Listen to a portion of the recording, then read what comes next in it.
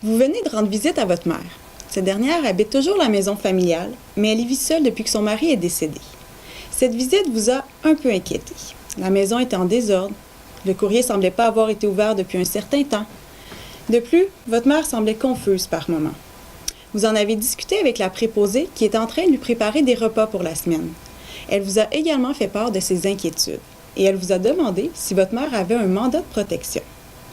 Le mandat de protection, que l'on appelait avant le mandat en cas d'inaptitude, c'est quoi? C'est un document écrit qui vous permet d'écrire vos volontés pour le futur concernant la gestion de vos affaires et la protection de votre personne. Dans ce document, vous nommez des personnes qui auront la responsabilité de prendre des décisions à votre place si jamais vous devenez inapte. Les personnes que vous nommez dans votre mandat, c'est des gens en qui vous avez confiance. Ils vont devoir prendre des décisions dans votre meilleur intérêt. Ces personnes-là, on les appelle les mandataires. Les décisions qu'ils vont devoir prendre, c'est tout ce qui concerne la gestion de vos affaires et votre bien-être. Quand je dis votre bien-être, c'est tout ce qui concerne votre personne, vos soins de santé, votre hébergement, vos activités quotidiennes.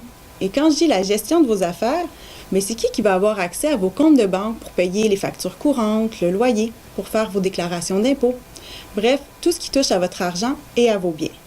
Vous pouvez nommer une seule personne pour accomplir toutes ces tâches ou encore choisir des personnes différentes pour s'en occuper.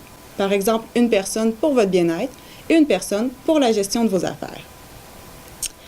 Le mandat de protection, c'est donc un document qu'on écrit quand on est majeur et quand on est apte et qui va s'appliquer seulement si un jour on devient inapte. Quand on parle de l'inaptitude, on ne parle pas d'un bras ou d'une jambe cassée. On ne parle pas non plus uniquement de la vieillesse. C'est pas parce que l'on vieillit que l'on devient nécessairement inapte. L'inaptitude, c'est un ensemble de facteurs qui fait en sorte qu'on a de la difficulté à prendre toutes nos décisions seuls. On a de la difficulté à comprendre les avantages et les inconvénients d'une décision. Ça peut être à cause d'un accident ou d'une maladie, par exemple. Et il faut savoir que c'est pas n'importe qui décide qu'on est devenu inapte. Ça prend des professionnels de la santé.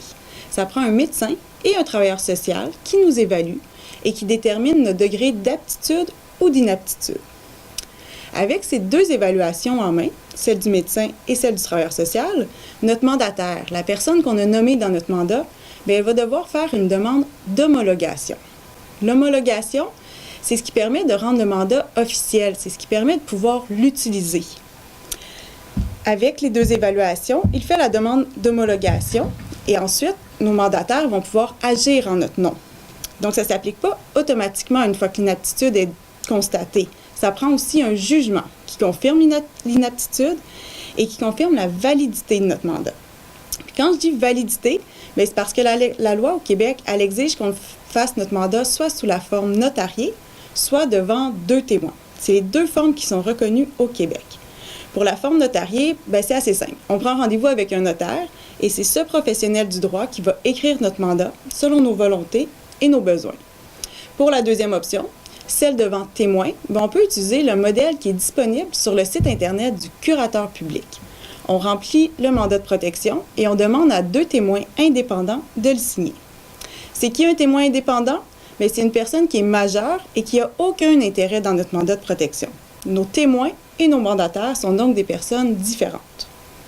Et finalement, qu'est-ce qui se passe si une personne devient inapte et qu'elle n'avait pas écrit de mandat de protection? La loi prévoit un autre mécanisme, celui du régime de protection.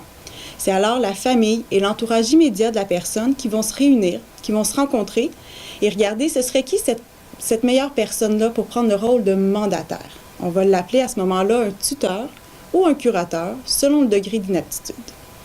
Voilà qui complète ma capsule sur les mandats de protection. Si vous avez besoin de plus d'informations, n'hésitez pas à nous contacter au Centre de justice de proximité de la Gaspésie et des Îles.